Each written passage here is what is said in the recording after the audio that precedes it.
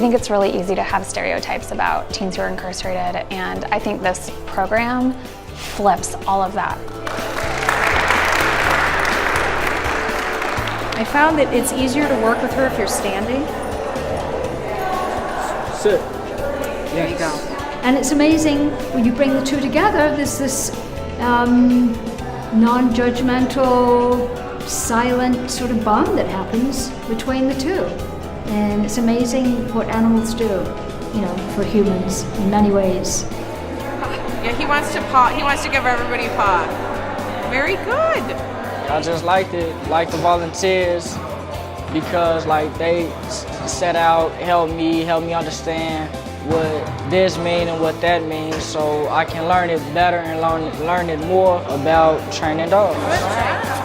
Nice. Well, the magic, of course, is that one of the boys said, oh my gosh, you take a throwaway boy and a dog, a throwaway dog. You put us together, we help them, they get adopted, they find homes, we get out, we have better skills, and we feel like we've accomplished something. Oh my God, what better thing could that be?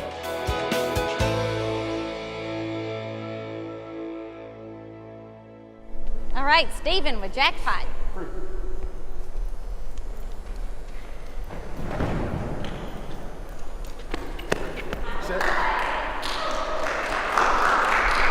I never knew a dog could do so many things, you know what I'm saying? I didn't think they were that smart at first, you know, until I started this program.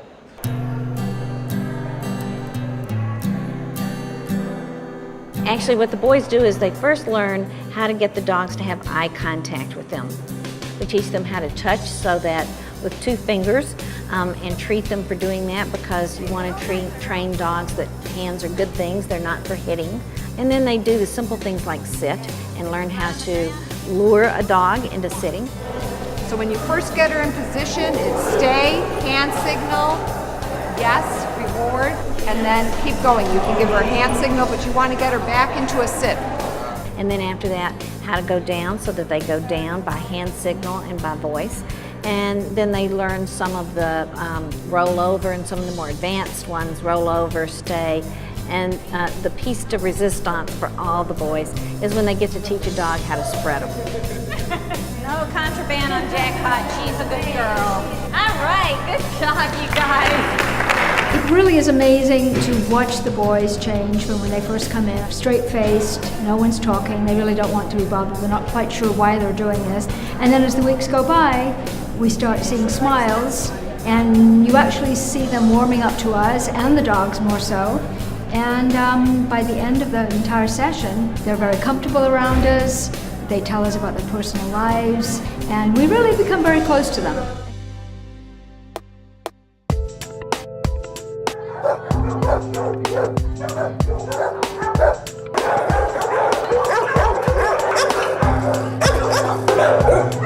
Bringing these boys from the Illinois Youth Center here, first of all, they immediately identify with the fact that they're behind bars. And they said, hey, we understand what you're going through. I got it, man. Things like that. Really very touching, because not only are they doing empathy and all the things that we care about the human-animal bond, but they're talking about respect for life and respect for freedom. They feel worse than the zoo animals, I think. They just be in a cage looking at each other, and it smells really, really bad. They all need a nice, warm home on a Christmas day, and tear up somebody's presents or something. Then they gonna be all right. I really didn't know too much about dogs, but I knew like that they fight, that's it. And now being here, seeing dogs that actually isn't always aggressive, you like, man, you wish there's something you can do for them. And it's like, man, all they like to do, they like to play, have fun, you know, just like regular human beings. Deshaun was afraid of dogs. Deshaun was so afraid of dogs that if a dog started walking toward him or even barked a little bit, he would jump a mile. He wouldn't run after you, he'll go after that. He was a loner. He sat alone, he would come in alone, he'd sit in a chair alone. 6 weeks later, Deshaun is shockingly different. He comes in smiling. He wants to talk about what he's seen. We've been on a field trip to Animal Care and Control. He wanted to talk about that experience. I know they feel just how people in jail feel sometimes, like they don't want to be in cages, man. It's like, man, I never knew it was so many dogs that was abandoned. Man, the population here of abandoned dogs is really large. So I think that if everybody come together, everybody can, you know, help change that. All he needs is a little attention, a little food and health care, and everything's be all right. What in the world do you think we can do to stop dog fighting? We started that conversation. Can we stop dog fighting? What can we do? Probably email some people you know, or every time you hear about something like that, call, contact somebody that's very important. They can help. So he's developed skills, he's developed confidence, which was really important. Yay! Yay, all right, good job. And he's learned how to smile and not be embarrassed about it. It's an amazing difference. This dog's name is Beethoven, and he is a deaf dog. So when we're teaching Beethoven stuff, we can't rely on our voices. So when he does something right, Callie gives him a thumbs up, and then he knows, all right, I did that right, I know. Very good. Excellent. That's awesome. Oh my God. He's great, isn't he? And what happened today was the boys really connected with that little dog. And the boys realized that their words didn't mean as much as the connection, the physical connection with the dog. Several of them commented on how special it was. And I'm like, oh, I was so touched. This is one of the few programs that we don't need security in. I think it works excellent for the kids. The contact that they have with the dogs, the way they work with the animals, is just unbelievable. So what we're going to do is show you what lifetime bonds with an animal means, really. And this is all about being safe and humane. And the idea is a safe community is a humane community.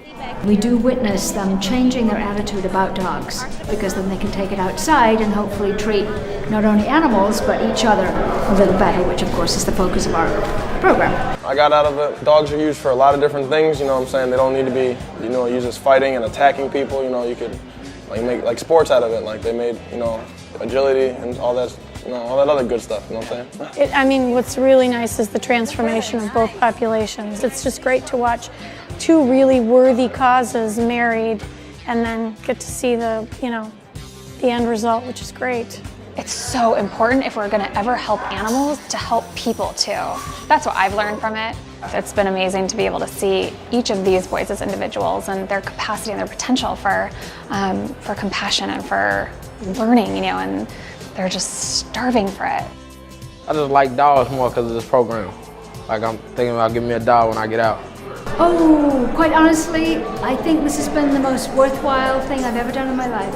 Absolutely, yes, the most rewarding thing I've done. I just absolutely love these boys. So the boys are leaving to go home and build skills. The dogs have found homes, and we're just going to keep bringing them through, and hopefully those boys, when they go out there, will take their skills. This process is a process for the dogs, for the boys, and for the volunteers, and I think that's what makes it special. Everybody grows in this program and everybody contributes. All right.